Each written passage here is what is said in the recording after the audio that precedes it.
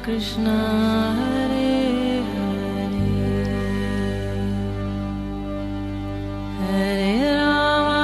हरे राम राम राम हरे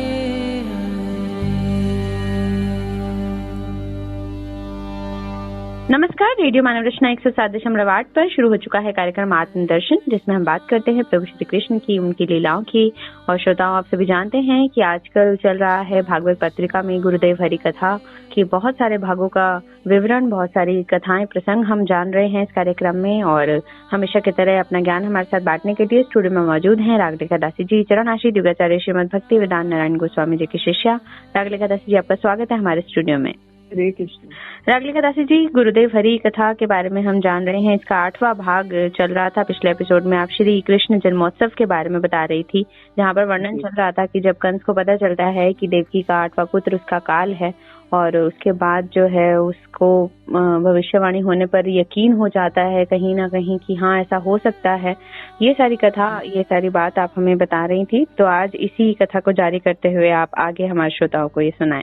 तो नारद जी कंस के दरबार में आते हैं और कंस को झिड़कते हुए कहते हैं कि तुम मेरे पुत्र कंस, तुम देखो एक मूर्ख व्यक्ति हो, और देवकी के 8वें पुत्र की प्रतीक्षा में उसके 7 पुत्र बड़े हो जाएंगे और वे सब मिलकर तुम्हें मारने के लिए 8वें पुत्र की सहायता करेंगे। कृष्ण भी बड़े चतुर राजनीतिज्ञ हैं। यदि विपरीत रूप से गणना प्रारंभ की जाए तो कोई भी संतान 8वीं हो सकती है। 8वें पुत्र से गिनना प्रारंभ करें तो 7वां पुत्र 8वां हो जाएगा, 7वें से गिने तो 6ठा पुत्र 8वां हो जाएगा। तुम किस संतान को 8वां मानोगे? तुम्हें तो सभी पुत्रों का वध कर देना चाहिए। तो नारद जी चाहते हैं कि कंस के जो पापों का घड़ा भर जाए और वो बहुत सारे पाप कर दे जिससे भगवान का प्राकट्य हो जाए। तो इसलिए वो ऐसी उल्टी मंत्रणा करके उसको ऐसी सलाह दे रहे हैं। तो उन्होंने कंस से ये भी कहा कि मैं देवताओं की सभा से होकर आ रहा हूँ और वे सब मिलकर तुम्हारे विरुद्ध षड्यंत्र कर रहे हैं। सभी यदुवंशी वास्तव में देवता हैं और उनकी स्त्रियां जो हैं यादव की पत्नियां, ये सभी तुम्हारा वध करने में कृष्ण की सहायता करेंगे। इतना कहकर नारद जी ने प्रस्थान किया। ये सब सुनकर कंस अत्यंत क्रोधित हो उठा। उसे नारद जी के वचनों पर विश्वास था, पर उन्हें क्योंकि वे उन्हें गुरु मानता था, नारद जी भी कंस के स्वभाव से परिचित थे। कंस ने उसी समय देवकी के प्रथम पुत्र को मंगवाया और उसे एक पत्थर पर पटक कर मार दिया। इसी प्रकार उसने देवकी के 5 अन्य नवजात शिशुओं की भी हत्या कर दी।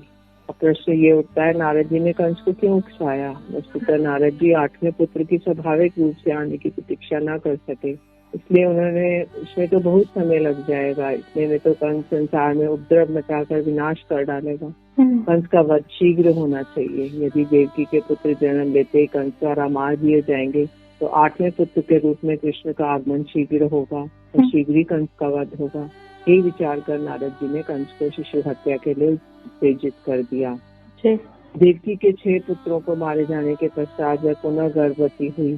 कृष्ण देवकी के 8वें पुत्र के रूप में जन्म ग्रहण करेंगे, इसलिए उनके अवतरण के पूर्व भगवान का धाम समस्त परिकरों के साथ प्रकट होगा। बलदेव प्रभु तो धाम तत्व स्वरूप हैं। माता देवकी के 7वें गर्भ के रूप में आए। साथ ही साथ वे वसुदेव महाराज की कन्या पत्नी रोहिणी देव के गर्भ से भी आए। रोहिणी देव के गर्भ में वे पूर्ण स्वरूप में थे और देवकी देवी के गर्भ में आंशिक रूप से। ऐसा होने पर वे पूर्ण क्यों हैं? क्योंकि वे विष्णु तत्व है। ओम पूर्णमदं पूर्णमिदं पूर्णात् पूर्णमुदच्यते पूर्णस्य पूर्णमादाय पूर्णमेव अवशिष्यते। वसुदेव महाराज ने विचार किया, यदि रोहिणी यहीं रहेंगी तो बालक का जन्म भी यहीं होगा, किंतु कंस इतना दुष्ट है कि वह उसकी संतान को भी मार डालेगा। क्योंकि वसुदेव महाराज की 18 पत्नियां थी, तो एक तो देवकी जी थी और एक बाकी और एक रोहिणी जी आती थी उनसे मिलने, और बाकी और भी आती थी। तो उन्होंने सोचा कि ये गर्भवती हैं, अगर इनका पुत्र होगा तो कंस मार डालेगा। अच्छा यही होगा कि रोहिणी को मैं गोकुल में भेज देता हूँ और वहाँ नंद यशोदा के साथ सुरक्षित रूप में रह सकेगी। तो उन्होंने रोहिणी देवी को गोकुल में भेज दिया, जहाँ वे अपने गर्भ को जन्म देने के पश्चात भी वहीं रही। इस मध्य कृष्ण ने योग माया को देवकी के 6 मास के गर्भ को रोहिणी के गर्भ में स्थानांतरित करने का आदेश दिया। इस प्रकार देवकी नंदन का रोहिणी नंदन के साथ विलय हो गया। तो योगमाया जी ने क्या किया, जो देवकी का 6 मास का गर्भ था उसको रोहिणी देवी के गर्भ में उसको स्थान परिवर्तन कर दिया और वो जो देवकी नंदन थे वो रोहिणी नंदन में मिल गए। बलदेव प्रभु का अंश पूर्ण बलदेव के साथ मिल गया और दोनों बलदेव रोहिणी देवी के गर्भ में एक हो गए। मथुरा में यही समझा गया कि देवकी का सप्तम गर्भ नष्ट हो गया। वे योगमाया देवी की लीला को समझ नहीं सके। इधर रोहिणी के गर्भ में बलदेव प्रभु दिन प्रतिदिन वृद्धि को प्राप्त होने लगे और वे वहाँ 14 मास तक रहे। फिर शुभ समय संपत्ति दशायुक्त श्रावण मास की श्रवणा नक्षत्र में पूर्णमासी के दिन नंद भवन में भगवान श्री कृष्ण के अभिन्न स्वरूप उनके प्रथम विस्तार अखंड गुरु तत्व गौरवशाली श्री बलराम रोहिणी जी के गर्भ से प्रकट हुए। इधर मथुरा में भगवान अपने अंश मात्र से वसुदेव जी के मन में अपनी अंश कलाओं से ही प्रविष्ट हो गए। तो सबसे पहले वो वसुदेव जी के हृदय में मन में आए, फिर उसके बाद वो देवकी जी के घर पे आए। तो भगवान पहले उनके मन में आए। शुद्ध सत संपन्न देवकी ने वसुदेव जी को भगवान को वसुदेव जी के हृदय में अपने हृदय में धारण किया। तत्पश्चात भगवान देवकी के हृदय में जाकर गर्भ में विराजमान हुए और देवकी के अंग कांति से बंदी ग्रह जगमगाने लगा। बद्ध जीवों को अपने कर्म फल के अनुसार विभिन्न योनियों में माता पिता से जन्म ग्रहण करना होता है। उनका जन्म पिता द्वारा अपने शुक्र को माता के गर्भ में स्थापित करने के फलस्वरूप होता है, किंतु भगवान परम स्वतंत्र हैं। वे अपनी इच्छा से अपनी माता पिता का चयन करते हैं। उनका बद्ध जीवों जैसा शौक्र जन्म नहीं होता है, किंतु भगवान का शरीर चिन्मय है, अर्थात उनमें और उनके शरीर में कोई भी भेद नहीं है। देवकी के अंग कांति को देखकर कंस ने विचार किया, अब की बार मेरे प्राणों के सहारक विष्णु ने इसके गर्भ में अवश्य ही प्रवेश किया है और मुझे शीघ्र ही अपनी रक्षा का उपाय करना चाहिए, परंतु मैं इसका वध भी नहीं कर सकता हूँ क्योंकि ये स्त्री है, मेरी बहन है और गर्भवती है। इसका वध करने से मेरी कीर्ति यश आयु नष्ट हो जाएगी, इसलिए मुझे इसके संतान के जन्म लेने की तक प्रतीक्षा करनी होगी। कंस अपने हृदय में भगवान के प्रति दृढ़ बैर भाव रखकर सोते जागते खाते पीते उठते बैठते चलते फिरते सदैव श्री कृष्ण का चिंतन करने लगा। जहाँ पर उसकी दृष्टि पड़ती कहीं कोई आहत होती वहीं श्री कृष्ण की स्मृति हो जाती। इस प्रकार उसे समस्त जगत कृष्णमय दिखने लगा। भगवान श्री कृष्ण गीता का सर्वश्रेष्ठ उपदेश देते हुए कहते हैं, मन मना भव मधुभक्त्या मध्याजी माम नमस्कुरु। तो बोल रहे हैं कि अपने मन को पूर्ण रूप से मुझ में निवेश कर दो। साधक भक्त कठोर साधन करके अपने मन को सदैव भगवान के चिंतन में लगाने का प्रयास करता है, परंतु कोई विरले ऐसा कर पाने में समर्थ होते हैं। परंतु ये देखा जाता है कंस का मन तो सदा ही कृष्ण के चिंतन में लगा हुआ था। तो क्या कंस ऐसा साधक भक्तों से श्रेष्ठ है? इसके उत्तर में रूप गोस्वामी जी अपने ग्रंथ शक्ति के सामने सिंधु में भक्ति की परिभाषा देते हुए कहते हैं, अन्य अभिलाषिता शून्यम ज्ञान कर्मादि अनावृतम अनुकूल लेना कृष्णानुशीलनम भक्तिरोत्तमा। तो कृष्ण का अनुकूल भाव से किया गया चिंतन ही भक्ति कहलाता है। ये शुद्ध भक्ति है, उत्तम भक्ति है। कंस का भाव कृष्ण के प्रतिकूल है, वह शत्रु भाव से चिंतन कर रहा है, इसलिए इसे भक्ति नहीं कहा जाएगा। भगवान श्री कृष्ण देवकी जी के गर्भ में आ गए हैं। ऐसा जानकर शंकर ब्रह्मा अपने अनुचरों देवताओं नारद आदि ऋषियों के साथ कंस के कारागृह में आए। वे लोग सुमधुर वचनों से श्री हरि की प्रकार स्तुति करने लगे। सत्य व्रतम सत्य परम श्री सत्यम सत्यस्य योनिम निहितम च सत्य सत्यस्य सत्यमित सत्यमित्रम सत्यात्मकम त्वाम शरणम प्रपन्ना। प्रभु आप सत्य संकल्प हैं, सत्य ही आपकी प्राप्ति का श्रेष्ठ साधन है। पाखंडियों को आप उपलब्ध नहीं है। सृष्टि के पूर्व प्रलय के पश्चात संसार की स्थिति के समय भी आप ही विद्यमान रहते हैं, इसलिए आप परम सत्य हैं। आपकी सृष्टि के सक्रिय मूल तत्व तथा पृथ्वी जल व तेज वायु अग्नि आकाश ये सत्य कारण है और उन्हीं में अंतर्यामी रूप में विराजित रहते हैं। आप समदर्शी हैं और आपके आदेश सभी के लिए पालनीय हैं। आप सत्य स्वरूप हैं, इसलिए हम आपके शरणागत होते हैं। आपने जिस प्रकार मत्स्य हयग्रीव कच्छप नरसिंह वराह हंस राम परशुराम वामन आदि अवतार धारण करके हमारी और तीनों लोगों की रक्षा की है, इसी प्रकार आप एक बार भी पृथ्वी का भार हरण कर लीजिए। हे यदुनंदन, हम आपके चरणों की वंदना करते हैं।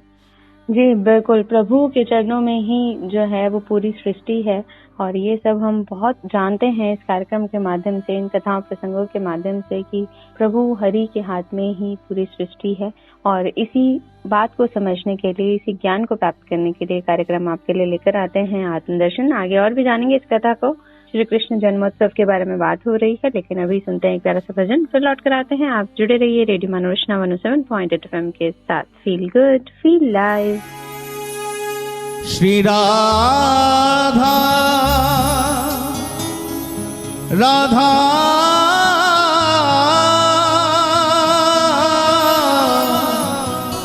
श्री राधा राधा श्री राधा। मेरी विनती यही है राधा रानी, कृपा पुकारिए रखना हे राधा रानी, कृपा बरसाए रखना हे महारानी, कृपा बरसाए रखना हे राधा रानी, कृपा बरसाए रखना। मुझे तेरा ही सहारा महारानी, मुझे तेरा ही सहारा महारानी, मुझे तेरा ही सहारा महारानी, मुझे तेरा ही सहारा महारानी। चरणों से लिपटाए रखना, कृपा बरसाए रखना कृपा बरसाए रखना हे राधा रानी, कृपा बरसाए रखना हे महारानी, कृपा बरसाए याद रखना, कन्हैया से मिलना है तो किशोरी जी के चरणों का आश्रय लेना ही पड़ेगा। कितना ही कृष्ण कृष्ण नाम की माला जपो, सरकार मिले ना मिले कोई गारंटी नहीं है, लेकिन जो राधा रानी के चरणों का आश्रय ले लेता है उसे एक न एक दिन कन्हैया का दर्शन जरूर होता है। याद रखना, बांके बिहारी के प्यार में जो बीमार होते हैं, बांके बिहारी के प्यार में जो बीमार होते हैं, उनके ही वृंदावन में उपचार होते हैं प्यारे, उनके ही वृंदावन में उपचार होते हैं। और राधा नाम की औषधि लेके जो घूमता है बरसाने की गलियों में, उन्हें ही एक दिन कन्हैया के दीदार होते हैं, कन्हैया के दीदार होते हैं प्यारे। कृपा बरसाए रखना, कृपा बरसाए रखना हे राधा रानी, कृपा बरसाए रखना हे महारानी, कृपा बरसाए रखना। मोहि तो भरोसो है तिहारो ही किशोरी राधे, मोहि तो भरोसो है तिहारो ही किशोरी राधे, मोहि तो भरोसो है तिहारो ही किशोरी राधे, ओ मोहि तो भरोसो है तिहारो ही किशोरी राधे, मोहि तो भरोसो है तिहारो ही किशोरी राधे। हो जस अधम तुम ही एक जानत, हो जस अधम तुम ही एक जानत, और ना जान निहारोरी किशोरी राधे, और न जाने निहारोरी किशोरी राधे, और ना जान निहारोरी किशोरी राधे, और न जाने निहारोरी किशोरी राधे।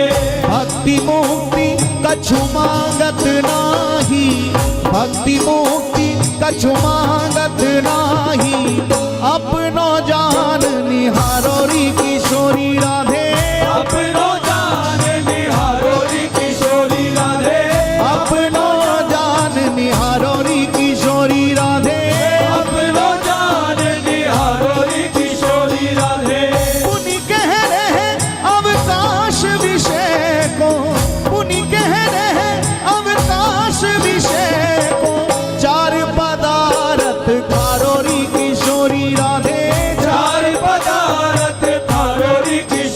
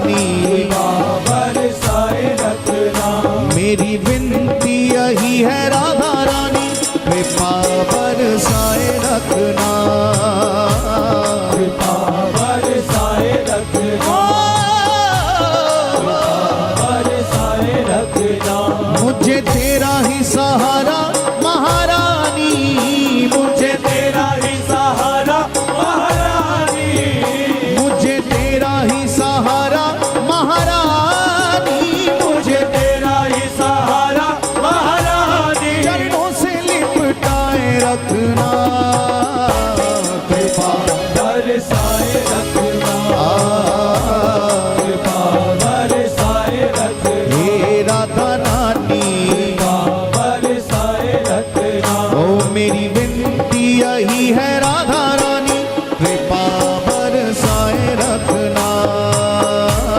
कृपा बरसाए रखना, दोनों हाथ उठा के पुकारे श्री राधा राधा राधा राधा राधा राधा राधा राधा राधा राधा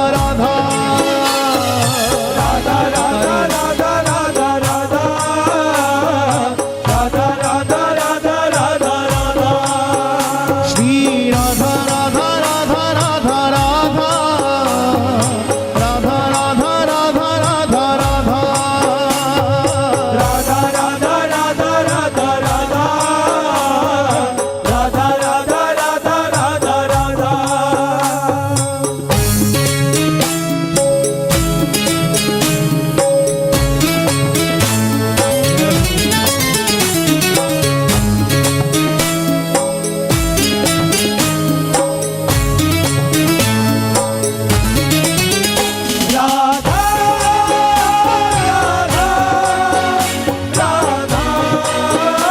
राधा। राधा राधा राधा राधा, राधा राधा राधा। हो छोड़ दुनिया के झूठे नाते सारे, किशोरी तेरे दर पे आ गया, किशोरी तेरे दर पे आ गया, दर पे आ गया, किशोरी तेरे दर पे आ गया, दर पे आ गया। तेरे दर पे आ गया। छोड़ दुनिया के झूठे नाते सारे, किशोरी तेरे दर पे आ गया, किशोरी तेरे दर पे आ गया, किशोरी तेरे दर पे आ गया। मैंने तुमको पुकारा ब्रिजरानी, मैंने तुमको पुकारा ब्रिजरानी, मैंने तुमको पुकारा ब्रिजरानी, मैंने तुमको पुकारा ब्रिजरानी, के जग से बचाए रखना, कृपा बरसाए रखना, कृपा बरसाए रखना, हे राधा रानी, बरसाए रखना, हे महारानी, बरसाए रखना, मेरी विनती यही है राधा रानी, कृपा बरसाए रखना। कृपा बरसाए रखना। Hare Krishna,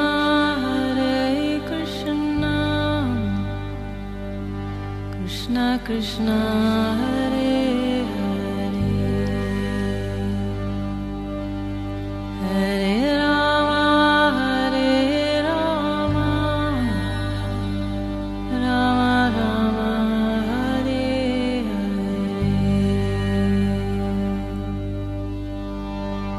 स्वागत है आप सभी का एक बार फिर रेडियो मनोरचना 107.8 पर। मैं हूं सरिता आपके साथ और कार्यक्रम आत्मदर्शन में बात हो रही है गुरुदेव हरि कथा के अंतर्गत श्री कृष्ण जन्मोत्सव की कि किस तरह से देवकी के जो 8वें पुत्र के रूप में जन्म लेने वाले हैं श्री कृष्ण और काल बनकर आ रहे हैं कंस का, ये कथा हम जान रहे हैं। जी रागले कथा से जी आगे इस कथा को जारी करें। जी देवकी जी के संबोधन करके उन्होंने कहा साक्षात भगवान आपकी कोख में पधारे हैं। देवता लोग कह रहे हैं अतः आप कंस से तनिक भी भयभीत न हो, क्योंकि आपके पुत्र शीघ्र ही उसका वध कर देंगे। स्तुति के पश्चात सभी देवतागण चले गए। अब समस्त शुभ गुणों से युक्त वैवस्वत मनवंतर के 28वें चतुर्युग के भाद्र मास के अंतर्गत कृष्ण पक्ष की अष्टमी तिथि बुधवार का दिन अर्धरात्रि में हर्षण नामक योग में दो स्पर्श रहित रोहिणी नक्षत्र था। निर्मल आकाश में सभी नक्षत्र ग्रह तारे शांत हो गए, सभी दिशाएं प्रसन्न थी। पृथ्वी पर समस्त गांव बस्तियां नगर मंगलमय हो रहे थे। खाने हीरा आदि रत्न प्रदान कर रही थी। सरोवर और नदियों का जल जो वर्षा के कारण मटमैला हुआ था वह निर्मल हो गया। रात्रि के समय भी सरोवरों में कमल खिल रहे थे। वन की वृक्षराशि रंग बिरंगे पुष्पों के गुच्छों से लद गई थी। कहीं कहीं पक्षी चहक रहे थे और कहीं भौरे पुष्पों का गुंजार कर रहे थे। पवित्र और शीतल वायु की गंध को वहन कर लोगों को अपने स्पर्श से आनंदित करती हुई मंद मंद गति से बह रही थी। ऐसा प्रतीत हो रहा था कि सर्वत्र वसंत ऋतु का साम्राज्य हो गया है। दूर प्रवास में गए पति के दीर्घ काल पश्चात गृह आगमन का समाचार पाकर पत्नी जैसे सुंदर श्रृंगार कर उनकी अगवानी करती है, वैसे ही पृथ्वी ने भी अपने पति श्री कृष्ण के स्वागत के लिए अपनी शोभा का विस्तार किया। ब्राह्मणों ने अग्निहोत्र की ना बुझने वाली अग्नियां जो कंस के अत्याचार से बुझ गई थी, वे स्वतः ही प्रज्वलित हो उठी। साधुओं का हृदय प्रसन्नता से पूरित हो गया। भगवान के आविर्भाव का समय आते ही देवताओं की धुंधुलियां अपने आप बजने लगी। किन्नर और गंधर्व मधुर स्वर में गाने लगे। सिद्ध और चारण भगवान के मंगलमय गुणों की स्तुति करने लगे। स्वर्ग में अप्सराएं नाचने लगी। देवता और ऋषि मुनि आनंद से भरकर पुष्प की वर्षा करने लगे। जलधर मेघ सागर के पास जाकर मंद मंद गर्जना करने लगे। अष्टमी के चंद्रमा के पूर्व दिशा में उदित होने के समय निशा के मध्य भाग में अंधकार के साम्राज्य के मध्य पूर्ण चंद्रमा के समान समस्त अवतारों के अवतारी भगवान श्री कृष्ण करके कंस के कारागार में आविर्भूत हुए। गोकुल में भी ठीक उसी समय कृष्ण ने अपने अनादिकाल से सिद्ध माता पिता श्री नंद यशोदा के गृह में यशोदा मैया के गर्भ से अपने परिपूर्णतम रूपी गोविंद स्वरूप से साधारण बालक की भांति जन्म लेकर उसी का गृह को आलोकित किया। उसके कुछ समय पश्चात योगमाया ने कृष्ण को अग्रज बनाकर यशोदा जी से जन्म ग्रहण किया। यमज संतान उत्पन्न होने पर ही प्रसव वेदना से अचेत यशोदा जी कुछ नहीं जान सकी। मतलब यमज माने जुड़वा संतान पैदा हुई तो यशोदा जी प्रसव पीड़ा से अचेत हो गई, मूर्छित हो गई। उधर कंस के कारागार में वसुदेव और देवकी के सम्मुख कृष्ण अपने चतुर्भुज नारायण रूप में प्रकट हुए। नव किशोर अवस्था, शीश पर बहुमूल्य मुकुट, समर संगों में बहुमूल्य आभूषण, चारों भुजाओं में शंख चक्र गदा पद्म, नव जल दर के समान श्यामल शरीर पर मनोहर पीताम्बर लहरा रहा है। वसुदेव और देवकी असीम आश्चर्य से भर गए और दोनों ने भगवान के चरणों में सिर झुका दिया। भगवान की स्तुति करने लगे। अपने माता पिता की स्तुति सुनकर उनमें वात्सल्य भाव उदित कराने के लिए भगवान कहने लगे, स्वयंभू मनवंतर में तुम दोनों कृष्णी और सतुपा थे। तुम दोनों ने 12,000 वर्ष देवताओं के वर्ष तक दुष्कृत तप किया। मैंने प्रसन्न होकर वर मांगने को कहा। तुम दोनों ने मेरे जैसा पुत्र मांगा। मैंने कहा मेरे जैसा तो केवल मैं ही हूँ, ये मैं ही तुम्हारे पुत्र रूप में आऊंगा। उस समय मैं कृष्णी गर्भ नाम से होकर तुम दोनों का पुत्र हुआ। फिर दूसरे जन्म में तुम अदिति कश्यप हुए और उस समय भी मैं उपेंद्र नाम से तुम्हारा पुत्र हुआ। शरीर छोटा होने के कारण मुझे लोग वामन कहते थे। अब तुम दोनों के तीसरे जन्म में मैं तुम्हारा पुत्र हुआ। इतना कहकर भगवान ने योग माया जी के प्रभाव का स्मरण कराया, जिसके द्वारा वसुदेव और देवकी का वात्सल्य भाव उदित हुआ। सद्यो बूढ़ो प्राकट शिशु। भगवान ने योग माया जी के प्रभाव से उनके देखते देखते साधारण शिशु का रूप धारण कर लिया। वसुदेव जी ने कहा, मुझे गोकुल ले जाओ। उन्होंने वसुदेव जी से कहा, मुझे गोकुल ले जाओ। तब उन्होंने भगवान की प्रेरणा से बाहर निकलने की इच्छा की। यद्यपि वसुदेव जी ने कंस को वचन दिया था कि मैं अपने पुत्र को तुम्हें लाके सौंप दूंगा, किंतु कृष्ण की आज्ञा सुनकर उन्होंने अपने वचन भंग कर दिए। अब यहाँ प्रश्न हो सकता है कि धर्मात्मा वसुदेव जी ने धर्म का उल्लंघन क्यों किया। इसमें बोलते हैं कि कृष्ण के लिए किया गया पाप भी धर्म, कृष्ण के आदेश का पालन करना ही यथार्थ धर्म है। इसी समय योग माया जी ने द्वारपालों और पूर्ववासियों को गंभीर निद्रा में अचेतन कर दिया। सुदृढ़ हथकड़ी बेड़ी कारागार के सभी ताले अपने आप खुल गए। वसुदेव जी ने कृष्ण को लेकर बाहर आए। वहाँ घनघोर वर्षा हो रही थी। वर्षा की रक्षा के लिए बलदेव प्रभु ने अपने अनंत रूप में विराट और सहस्त्र फनों से भी वसुदेव और शिशु कृष्ण को ढक दिया। वे अलक्षित रूप से वसुदेव जी के पीछे पीछे चलते रहे। योग माया जी के प्रभाव से वसुदेव महाराज कुछ भी न जान सके। वे गोकुल जाने के लिए यमुना के किनारे पहुंचे। वर्षा के कारण जल स्तर बहुत बढ़ा हुआ था। उसका प्रवाह बहुत तेज था। उस नन्हे शिशु के साथ यमुना पार करना संभव लग रहा था उन्हें। वसुदेव जी वही विचार करने लगे, क्या करूं। इसी समय योगमाया देवी एक श्रृगाल का रूप धारण करके असमंजस में पड़े वसुदेव जी के सामने यमुना पार करने लगी। एक लोमड़ी का ये देखकर उन्होंने सोचा, अहो पानी इतना गहरा नहीं है, यदि ये श्रृंगार यमुना पार कर सकता है तो मैं भी सहज ही रूप में पार कर लूंगा। उन्होंने शिशु को अपने सिर पर रख लिया और यमुना पार करने का प्रयास करने लगे। वर्षा अभी भी हो रही थी और बिजली भी कड़क रही थी। जल में उतरते ही जल गहरा होता गया, उसका स्तर बढ़ने लगा। क्योंकि जमुना जी अपने प्रभु के चरण स्पर्श करना चाहती थी, जब वसुदेव जी पानी में डूबने लगे, कृष्ण ने सोचा कि मेरे पिताजी को बहुत कठिनाई हो रही है, अतः उन्होंने अपने चरण उठाकर जमुना जी को स्पर्श करा दिया। जमुना जी संतुष्ट हो गई और उनका जल स्तर उतर गया और उन्होंने मार्ग दे दिया। वसुदेव जी गोकुल पहुंच गए। नंद भवन में सभी ग्रहवासी निद्रा में अचेत थे। कृतिका ग्रह में यशोदा माँ के साथ में लेटे हुए यशोदा नंदन को वसुदेव जी ने नहीं देखा। उन्होंने अपने पुत्र श्री कृष्ण को यशोदा के पास बैठा दिया और वसुदेव नंदन अत्यंत शीघ्रता से यशोदा नंदन में आत्मसात हो गए, मिल गए। वसुदेव जी ने नवजात कन्या को उठा लिया और मथुरा को लौटाया।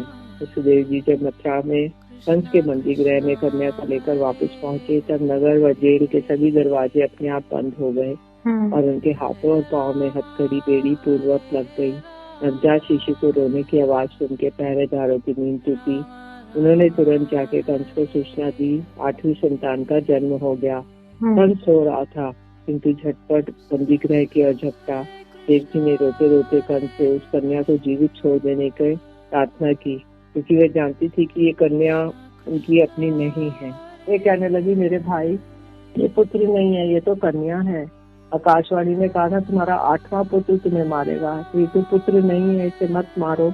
कंस ने वसुदेव और देवकी के इस प्रकार विनती की कोई परवाह नहीं की। उसने शिशु बालिका को देवकी की गोद से छीन लिया और उसे पत्थर पर पटक कर मार देना चाहा, परंतु उसी समय वह कन्या कंस के हाथों से निकलकर आकाश में उड़ गई और उसने अष्टभुजा देवी महामाया का रूप धारण कर लिया। उस देवी ने कंस से कहा, अरे मूर्ख, मुझे मारकर तुझे क्या मिलेगा? तुझे मारने वाला तो किसी अन्य स्थान पर जन्म ले चुका है। मैं कहकर वह अंतर्ध्यान हो गई। कंस ने देवी की बात पर विश्वास हो गया उसे, क्योंकि वह उसकी इष्ट देवी थी। वह अत्यंत आश्चर्य में भर गया और कहने लगा, हाय हाय, केवल मनुष्य ही मिथ्या वचन नहीं बोलते, देवता भी मिथ्या वचन बोलने लगे। प्रातःकाल होते ही कंस ने पूतना, अगासुर, बकासुर आदि सभी प्रिय देवताओं को मंत्रणा की।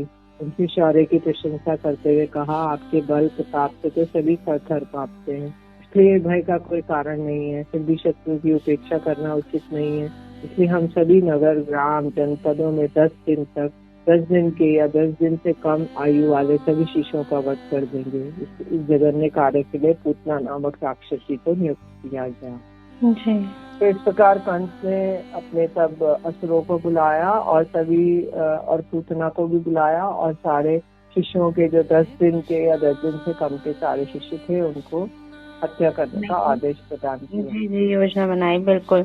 तो श्री कृष्ण का जन्म हो चुका है, श्री कृष्ण जन्मोत्सव की बात हो रही है और किस तरह से वो कंस का वध करते हैं, ये कथा हम आगे जानेंगे रागलिका दासी जी से कि क्या क्या प्रयत्न किए कंस ने श्री कृष्ण को मारने के लिए, लेकिन वो सफल नहीं हुआ। ये सारी कथा हम जानेंगे आगे, लेकिन अभी के लिए बस इतना ही। आज के लिए रागलिका दासी जी आपका बहुत बहुत शुक्रिया हमारे स्टूडियो में आने के लिए।